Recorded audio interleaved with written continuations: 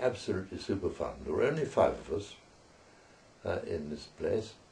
It was all very matey, sometimes fairly frightening. I had one very bad frighten, which was of interest to me certainly.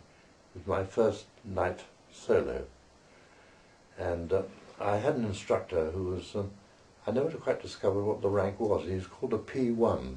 He was sort of warrant officer level of flying instructor. Nice chap, very fond of the alcohol. And we went night flying one night, about halfway through the course, and I was due to go solo at night. So he did a couple of circuits with me with this little airfield, landing and taking off again. And then it started raining rather hard. And the second time we landed and taxiing back for takeoff, I noticed that all the other aeroplanes on this little detail of night flying were sort of going back to the hangar. So I said to P1, name I shan't use, said to him, they're all going back, you know, hacking with rain. Oh, he said, go on. You know, I think he wanted to get back to the sun's mess, to the booze, you see. And he'd probably had a bit beforehand. So he got out of the aeroplane and said, off you go. You've done 2 with me, now off you go. And the drill was that you got to the back end, it was grass field, back end of sort of where the runway was, and turned into, you had no radio, so you got a green light from the control cabin.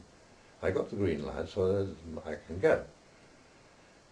And you had to go off down a little bit of runway, full throttle, take off, don't look back, flare path serve, don't look back, but climb to 1,000 feet, turn port to left, 90 degrees, and when you're going across wind, look back for the flare path and come round, you know, sort of rectangle. And so I did this, and it was raining very hard. And as I took off, it rained harder and harder. It was hacking down with rain, and it was an open cockpit in Tiger Moth. And so I turned solemnly 90 degrees to port, popped my head out of the cockpit, said, where's the flare path? I was in cloud, in thick cloud, in hacking rain. And I honestly had no radio. I had absolutely no contact with the ground. And I simply didn't know what to do. So I said, well, the only thing to do, I'm at 1,000 feet. There aren't any 1,000-foot hills around High Wycombe. So when I've done my crosswind bit, I'll do downwind, another 90 degrees left. So I did that. And I said, well, what do I do now? I still can't see anything. So I thought, well, the only thing to do is turn left again. You go about the same distance, turn left into where the flare path ought to be if it was there. So I did this, and I thought, well, the only thing to do is to lower away until I come out at the bottom. And I did, and as I did it, I came out much too close to the flare path to do a proper landing, because the normal thing was sort of gentle slide into land. So I thought, no choice. And so I put it into quite a steep descent and arrived at the bottom end, nearly with the earth, going really rather fast. So I thought, well, the only thing to do is to try and land it.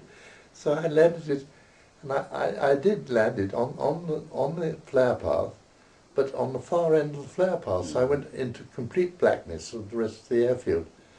And so I was way, way, way up by the far hedge. So I turned around and taxied back all the way down the flare path. And I taxied back into the hangar. And my good friend, the P1, who was my instructor, God, was he glad to see me. He really thought he'd lost me, and I thought I'd lost me too. Wow. But that was the one bad. The other thing we had to do, which is always character forming, was to climb to 6,000 feet, turn off the engine, stop the propeller by pulling back until it no longer rotated. And when it got there, you then had to start the engine again, which involved a very steep dive to get the propeller turning again. Wow. And that was one of the obligatory exercises. This is a Tiger Moth. Tiger Moth. Wow. And the other thing we had to do, which was character forming, was put them into a spin, and keep them in a spin for about 2,000 feet, and then pull out. Does a spin, you know. So it was quite, but it was darn good fun. I had very good friends.